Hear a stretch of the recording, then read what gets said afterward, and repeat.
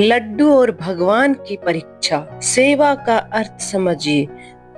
एक समय की बात है, एक ब्राह्मण था, अत्यंत भक्ति भाव से युक्त। उसका जीवन भगवान श्री कृष्ण की सेवा में ही बीतता था। सुबह से रात तक, चाहे घर हो या मंदिर, हर कार्य का प्रथम अंश वह अपने ठाकुर जी को अर्पित करता। पर उसकी पत्नी इससे अक्सर चिढ़ जाती थी।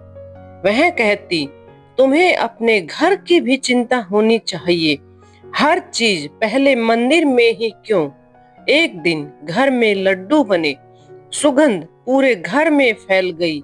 ब्राह्मण ने थाली में कुछ लड्डू रखे और मंदिर की ओर चल पड़ा। पत्नी ने झुंझलाकर कहा, हर बार यही करते हो, क्या वह पत्थर की मूर्ति कभी जिंदा होकर खाई है।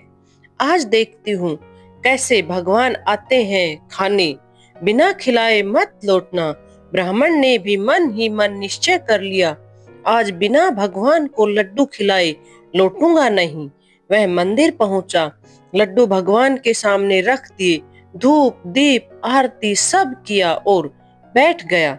एक घड़ी बीती, फिर दो, आधा दिन निकल गया।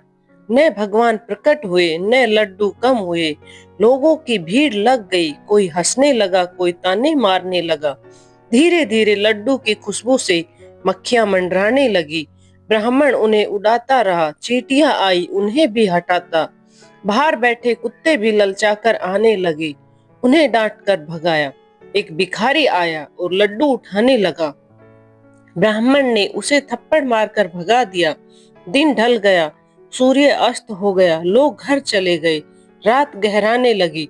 ब्राह्मण के धैर्य का बांध टूट गया। भगवान ने मेरी इतनी सेवा का फल यही दिया। उसने गुस्से में लड्डू उठाए और बाहर फेंक दिए।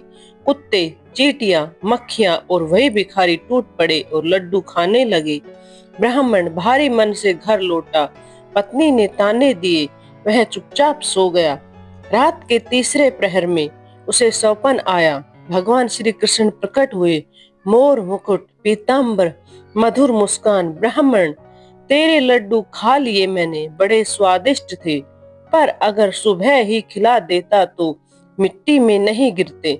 ब्राह्मण अवाक रह गया, बोला, प्रभु आप कब आए, मैंने तो प्रतीक्षा की। श्री कृष्ण मुस्कुराए, कितने रूप धरने पड़े मुझे, मक्खी, चींटी, कुत्ता, भिखारी, हर रूप में आया, पर तुमने पहचाना नहीं। तुम सेवा करते हो पर सेवा का भाव पहचानते नहीं।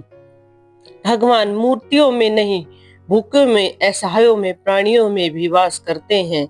ब्राह्मण की आंखें खुली, उसने देखा भक्ति केवल मंदिर की दीवारों तक सीमित नहीं है, वह हर जीव में व्याप्त है। अगले दिन से उसने प्रण लिया, भगवान को प्रसन्न करना है तो हर भूखे को भोजन कराऊंगा, हर जरूरतमंद को अपना मानूंगा। उसके बाद उसका जीवन बदल गया।